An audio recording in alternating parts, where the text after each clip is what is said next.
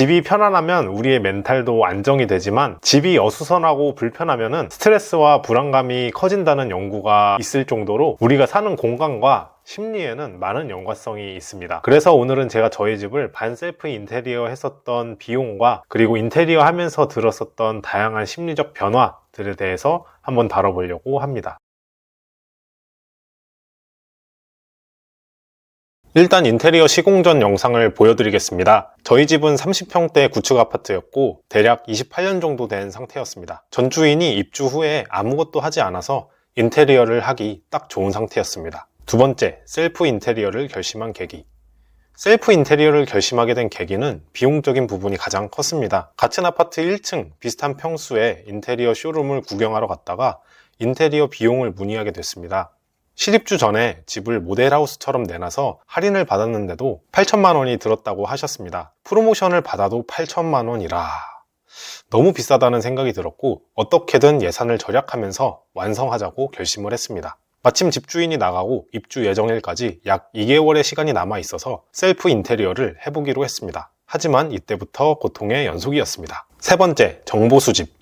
한 번도 내 집을 수리하거나 인테리어를 해본 적이 없었기 때문에 모든 것이 낯설었습니다. 첫 번째로 제가 한 일은 최대한 정보를 모으는 것이었습니다.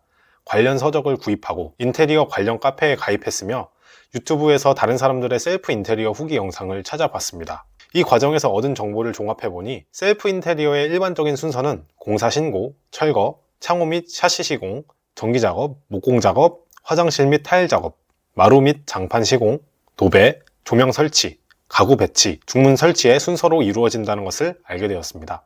네 번째, 입주민 동의서.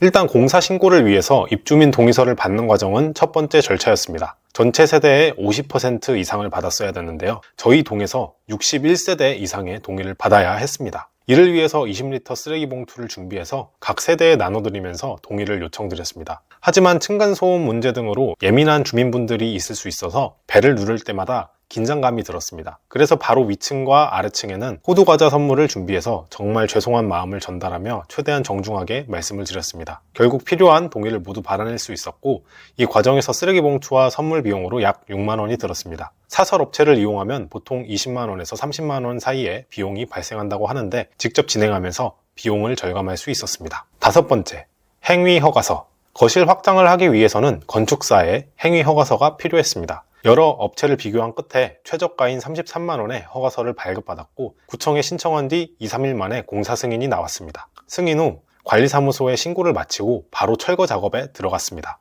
지역에 따라 철거 비용은 다르지만 최소 50만 원에서는 많게는 100만 원 이상까지 발생할 수 있었습니다. 비용을 절감하기 위해서 직접 철거를 하기로 결정했습니다. 여섯 번째, 철거. 철거를 시작하면서 가장 먼저 손을 댄 것은 벽지였습니다. 가장 만만했기 때문입니다. 나중에 알고 보니 저희 집은 띄우는 실크 벽지를 할 예정이었기 때문에 굳이 벽지 철거를 하지 않아도 됐었지만 셀프 인테리어를 하기로 한 이상 뭐라도 시작하자는 마음으로 모든 벽지를 제거했습니다. 벽지를 제거한 후에는 벽에 금이나 손상된 부분을 퍼티로 메울 수 있어서 결과적으로 철거를 해둔 것이 도움이 되었습니다. 퇴근 후에 작업을 진행하면서 의외로 힐링이 되는 느낌도 들었습니다. 다이소에서 껌칼과 자동 분무 스프레이를 구입했는데 벽지를 제거할 때는 반드시 충분한 물을 뿌려 벽지를 불린 후에 떼내야 수월하게 작업할 수 있습니다. 시간이 지나면서 요령이 생기니까 벽지를 금방 벗겨낼 수 있었습니다. 벽지 철거를 위해서 사용한 껌칼 4개와 자동 분무기 구입 비용은 총 9,000원이 들었습니다. 다음 단계는 싱크대, 서랍, 신발장을 철거하는 작업이었습니다.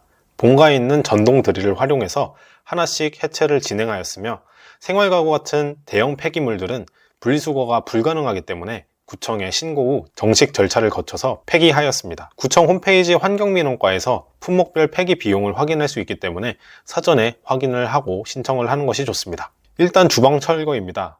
주방 철거는 상부장부터 해체하는 것이 가장 효율적입니다. 상부장은 벽에 단단하게 고정이 되어 있는데 그중 일부는 전문가가 철거해야 될 정도로 견고하게 시공이 되어 있어서 직접 철거가 어려운 부분들은 그대로 두었습니다. 하부장은 배관과 연결된 경우가 많기 때문에 철거 전에 반드시 배관 연결 여부를 확인해야 되고 컨센트나 전기 배선이 손상되지 않도록 주의해야 됩니다. 싱크볼은 실리콘으로 부착된 경우가 많아서 도구를 이용해서 신중하게 분리를 해야 되고요. 또한 싱크대를 철거한 이후에는 배관에서 냄새가 올라오지 않도록 비닐봉지로 막아주는 것이 좋습니다. 하부장에 부착된 실리콘을 제거할 때는 다이소에서 구입한 커터칼을 사용했고요. 만약 커터칼을 사용할 예정이시라면 날이 밀리지 않도록 고정할 수 있는 커터칼을 선택하는 것이 중요합니다.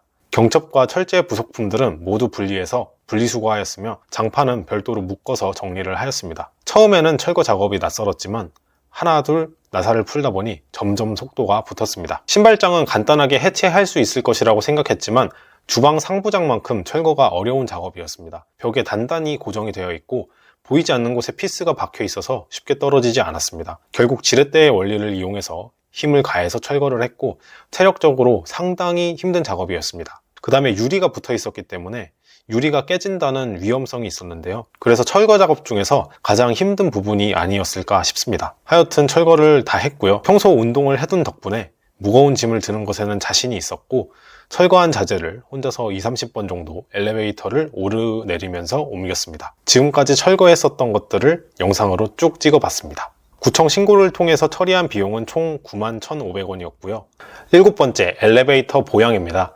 엘리베이터 보양 작업은 필수적으로 진행해야 하는 과정입니다. 인테리어 공사 중에 자재를 나르거나 시공 도구를 옮기는 과정에서 엘리베이터가 손상될 수 있기 때문에 이를 방지하기 위한 보양재를 설치하는 것이 중요합니다. 보양재를 철저히 시공하면 엘리베이터 손상으로 인한 추가 수리 비용을 막을 수 있고 이웃과의 불필요한 마찰도 줄일 수 있습니다. 보양재는 인터넷을 통해서 주문하였으며 엘리베이터 치수를 직접 측정한 후에 셀프로 설치를 했습니다. 다이소에서 노끈을 구입해서 단단하게 묶어서 고정을 했습니다. 보양재와 노끈을 포함한 총 비용은 약 4만원이 들었으며 만약 인테리어 업체에서 보양을 맡길 경우 10에서 20만원 정도의 비용이 발생하는 것으로 보입니다. 8번째, 여기서 틈새 꿀팁이 나갑니다. 유명 브랜드를 달고 있다고 해서 무조건 믿어서는 안 됩니다. 브랜드라고 하더라도 시공 기술이 부족하면 품질이 크게 저하될 수 있기 때문입니다. 예를 들어서 창호 시공 같은 경우에는 제품 자체의 성능도 중요하지만 시공자의 실력이 결정적인 역할을 하기 때문에 업체 선정 시 시공 후기를 꼼꼼히 살펴보셔야 되고요. 특히 지나치게 저렴한 견적을 제시하는 업체도 반드시 의심을 해봐야 됩니다. 비용을 절감하기 위해서 품질을 희생하는 경우가 많기 때문에 여러 업체와 비교 견적을 받아보고 적정가를 파악하는 것이 중요합니다. 또한 계약서를 작성하지 않고 구두로만 진행하는 업체는 반드시 피해야 됩니다. 계약서는 소비자의 권리를 보호하는 최후의 방어선이기 때문에 반드시 작성을 하셔야 되고 계약 내용도 꼼꼼하게 확인을 해야 됩니다. 특히 계약금 지급 비율도 신중하게 결정이 돼야 됩니다. 일반적으로 계약금을 50% 이상 지급을 하면 시공자 입장에서 주도권이 더 커지기 때문에 소비자가 불리한 상황에 놓일 수가 있습니다. 직접 맞춤 제작하는 샤시나 방화문 같은 특수한 경우를 제외하면 계약금으로 70-80% 이상을 요구하는 업체는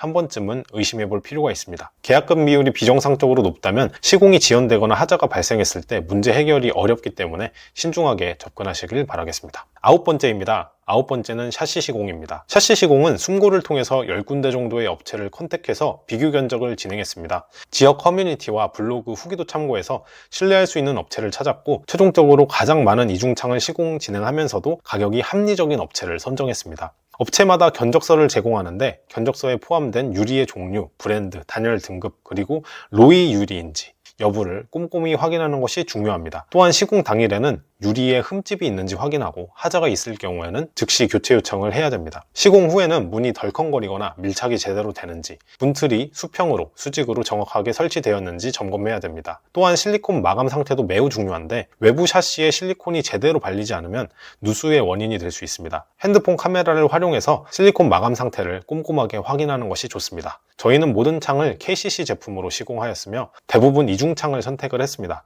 샤시 시공 비용은 이중창 여부, 브랜드에 따라서 가격이 차이가 나므로 여러 업체와 상담을 해서 비교해보는 것이 중요합니다. 샤시와 폴딩도어 1개를 포함해서 총 890만 원의 비용이 발생하였고요. 그리고 시공을 진행하면서 사장님께서 도로 점용 신고를 해야 된다고 말씀을 해주셨습니다. 처음 듣는 개념이어서 당황했지만 여러 가지 정보를 찾아본 후 도로 점용 신고를 진행했습니다. 도로 점용은 도로 점용 허가 온라인 시스템을 통해서 신청할 수 있고 허가증을 발급받은 후 점용료를 납부해야 됩니다.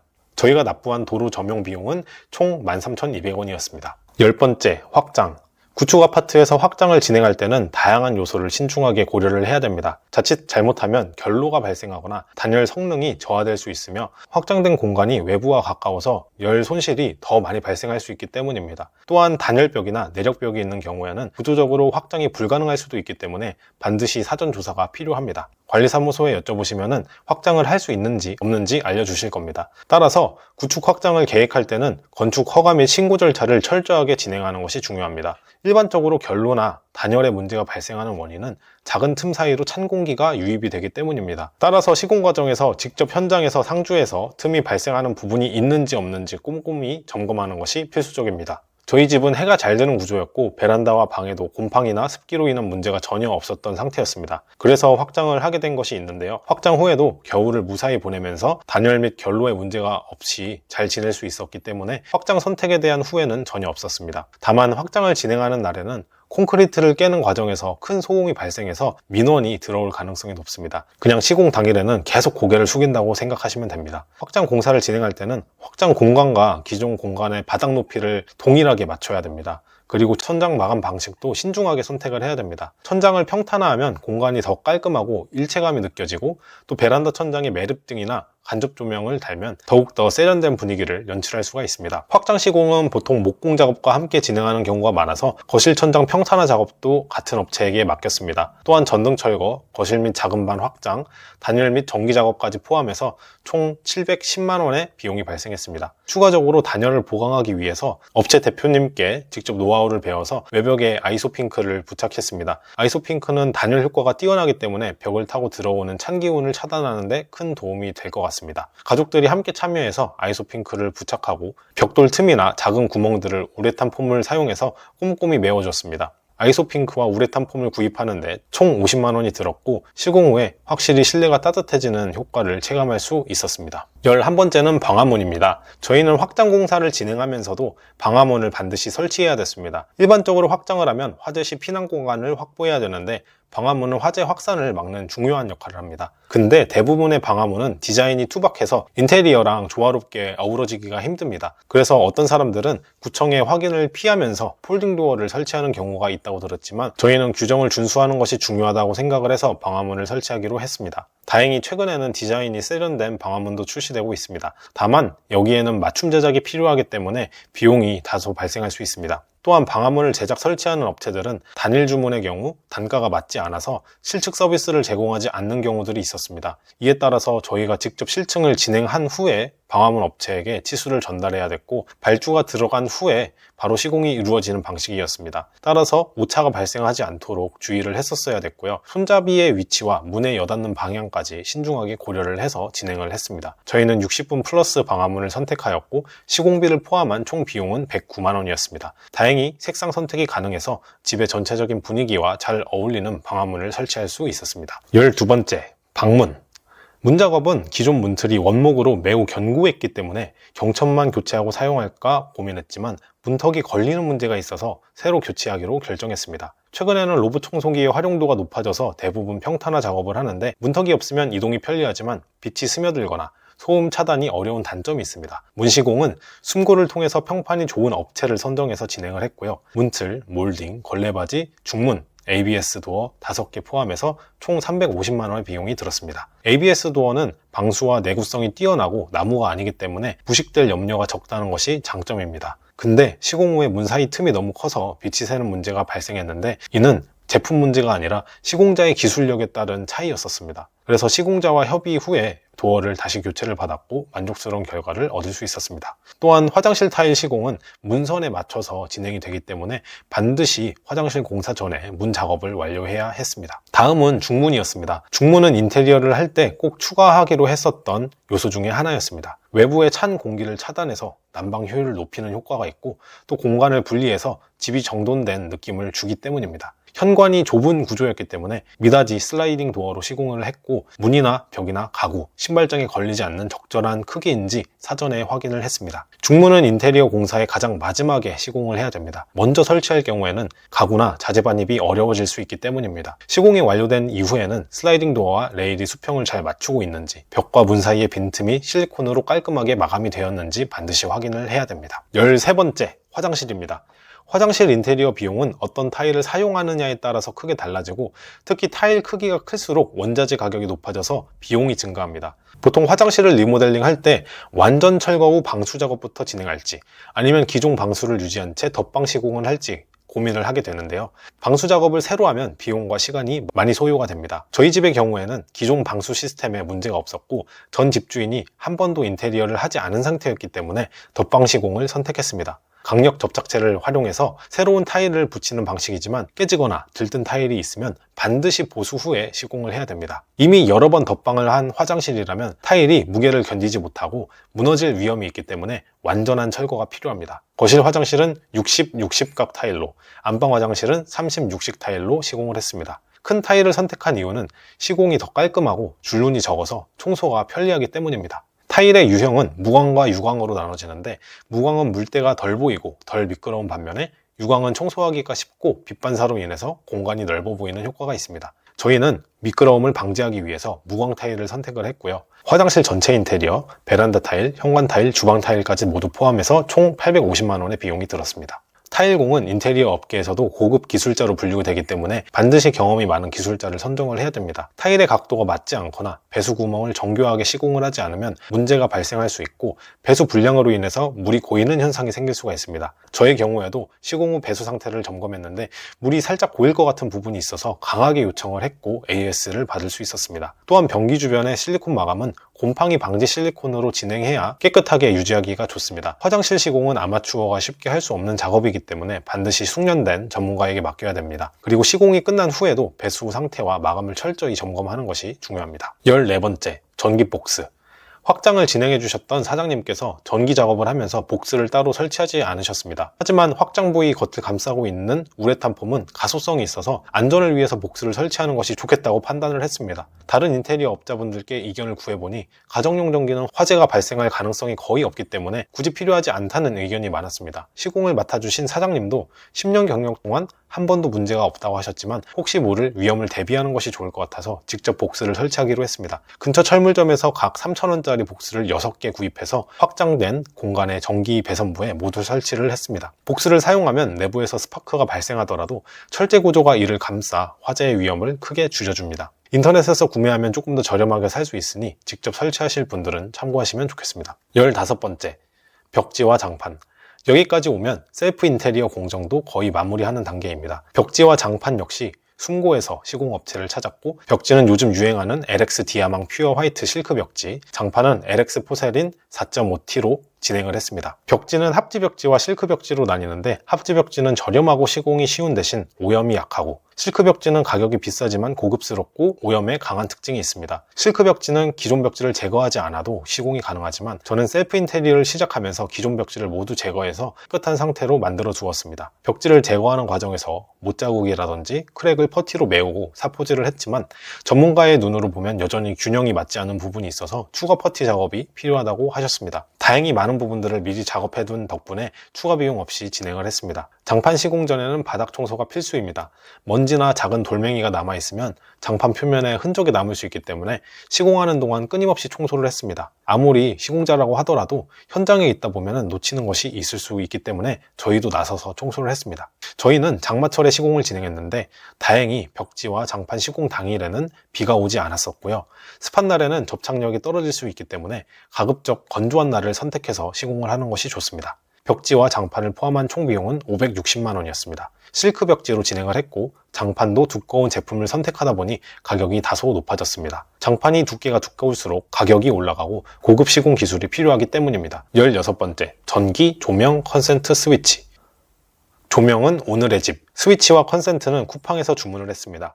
거실 조명, 다운라이트 5개, 부엌 조명 2개, 방 2개, 안방 1개를 포함해서 총 36만 원이 들었고 스위치와 컨센트는 지능전기 제품으로 맞춰서 약 8만 원 정도 들었습니다. 다운라이트를 설치할 계획이시라면 먼저 위치를 정하시고 몇 인치를 사용하실지 고려하시고 구멍을 만들어서 전선을 빼두는 과정이 미리 필요합니다. 조명, 스위치, 컨센트 교체는 전기 전공자이신 장인어른께서 직접 시공을 해주셨습니다. 유튜브를 참고하면 직접 교체하는 것도 가능하다고 합니다. 또한 조명은 우리의 감정에 많은 영향을 미치기 때문에 흰색 조명은 집중이 필요한 공간에, 노란색 조명은 휴식이 필요한 공간에 배치를 했습니다. 17번째입니다. 베란다입니다. 베란다 벽은 셀프로 페인트를 칠했습니다. 작업자에게 맡길 경우 페인트와 우레탄 시공 비용이 약 70만 원 정도 들었지만 직접 방습 페인트를 칠하는 것이 더 나을 것 같아서 선택했습니다. 작업자들이 시공하는 동안 관리 감독을 하면서 틈틈이 진행을 했는데 먼저 먼지와 이물질을 깨끗이 제거한 표면이 건조된 상태에서 작업을 했습니다. 벽에 갈라진 부분은 퍼치를 메워서 건조를 시켰습니다. 또 창틀이나 페인트가 묻으면 안 되는 곳은 마스킹 테이프로 보호한 후에 작업을 했습니다. 페인트를 바를 때는 한 번에 두껍게 바르지 않고 2, 3회 걸쳐서 얇게 여러 번 칠하는 것이 팁입니다. 또한 비 오는 날보다 건조한 날에 작업하는 것이 좋습니다. 다이소에서 페인트붓 2개, 페인트 롤러 하나를 구매했고 노루 결로 방지 페인트 4통을 포함해서 총 6만원대 비용으로 진행을 했습니다. 직접 작업하면서 비용을 절약하는 동시에 원하는 느낌대로 마감할 수 있어서 만족스러웠습니다. 18번째, 주방과 신발장입니다. 이제 정말 끝이 보입니다. 부엌과 신발장은 원래 이케아에서 시공하려고 했었는데 직접 방문해서 견적을 받아보니까 예상보다 가격이 높았고 비교해봐도 큰 메리트가 없었습니다. 그래서 부엌과 신발장 역시 숨고를 통해서 진행을 했고 여러 업체 중에 집에서 가장 가까우면서도 평가가 좋은 업체를 선택해서 진행을 했습니다. 여러 도안을 받았었는데요. 도안 중에서 가장 마음에 드는 디자인을 선택했습니다. 부엌과 신발장은 브랜드와 디자인에 따라서 가격이 천차만별인데요. 저는 싱크대 상판을 관리하기 쉬운 대리석으로 선택을 했고 냉장고, 싱크대, 가스레인지가 삼각 동선을 이루도록 배치하려고 하였습니다. 또한 싱크대 뒤에 LED 조명을 설치할 수 있도록 공간을 마련했지만 아직 귀찮아서 설치를 하지는 않았네요. 현관은 집의 첫인상을 결정하는 중요한 공간이기 때문에 60각 타일로 바닥을 시공하였고 밝고 어두운 나무 색상을 조합해서 안정감을 주도록 했습니다. 신발장은 요즘 유행하는 띄움 시공을 했는데 간접 조명은 별도로 전선을 빼둬야 돼서 제외했습니다. 총 비용은 340만 원이 들었고 부엌과 신발장이 들어오기 전에 타일 시공이 모두 완료가 되어야 된다는 점은 꼭 기억해 두시면 좋겠습니다. 19번째, 입주 청소입니다. 드디어 인테리어의 모든 공정이 끝나고 마지막으로 입주 청소를 진행했습니다. 입주 청소는 업체한테 맡길 수도 있었지만 비용이 만만치 않더라고요. 정확히 견적을 받지는 않았지만 대략 평당 2만 원 정도의 비용이 드는 것 같았습니다. 저희는 30평대였기 때문에 대략 60만 원이었는데요. 시간 여유가 있어서 직접 셀프로 청소를 하기로 했습니다. 입주 청소를 할 때는 위에서 아래로, 안에서 밖으로 진행하는 것이 가장 효율적이었습니다. 인테리어 공사 중에 발생한 분진들이 천장과 벽지에 많이 붙어 있기 때문에 다이소에서 구매한 정전기 먼지풀을 활용해서 천장을 꼼꼼히 닦아주었고요. 천장을 닦은 이후에는 벽을 닦았습니다. 그리고 공기청정기를 동시에 틀어서 공중에 떠다니는 먼지를 빨아들이면서 남은 먼지를 추가로 제거를 했습니다. 다이소 먼지포로 4-5번을 닦아도 먼지가 계속 묻어나올 정도였는데 정말 여러 번 반복해서 닦아야 만족할 만큼 깨끗해지는 것 같습니다. 아무리 깨끗하게 청소해도 인테리어 공사 후에는 계속 먼지가 나오는 느낌이어서 시간이 부족하거나 여유가 없다면 입주 청소 아르바이트를 이용하시는 것도 좋은 방법입니다. 결론적으로 시간이 넉넉하지 않다면 입주 청소를 추천하겠지만 결국에는 입주 청소를 받아도 꾸준히 청소를 해야 될 것 같다는 느낌을 받았습니다. 입주 청소는 셀프로 해서 다이소 먼지포 5개 5,000원의 비용이 발생했습니다. 영상으로 정리를 해보니까 매 순간 순차적으로 진행이 된 것 같았지만 실제로는 예측할 수 없는 변수들의 연속이었습니다. 매일매일 하나씩 새로운 문제가 터졌었고 한 가지를 해결하면 또 다른 데에서 난관이 터지고 그런 것들의 연속이었습니다. 특히 각 공정이 미묘하게 겹치는 부분에 대해서는 업자들끼리도 서로 떠넘기려고 했었고 중간에서 조율하는 저까지 휘말려서 곤혹스러울 때도 있었지만 그 과정에서 무시당하지 않기 위해서 전문가들 정도로 잘 알고 있어야겠다는 생각 하나로 열심히 공부를 하면서 버텼습니다. 그렇게 고생 끝에 인테리어를 마칠 수 있었는데요. 근데 만약 처음으로 돌아가서 너 다시 반셀프 인테리어 할래? 턴키 안 맡길래? 라고 물어본다면 망설여지기는 하지만 결국에는 다시 또 할 것 같습니다. 육체적으로나 정신적으로 정말 극한을 달리는 작업이긴 하지만 내 집을 직접 꾸민다는 성취감과 4천만 원 이상 아낄 수 있었다는 점이 가장 뿌듯했었던 것 같습니다. 반셀프 인테리어를 준비하시는 분들께 이 영상이 도움이 되셨으면 좋겠습니다. 지금까지 시청해주셔서 감사합니다.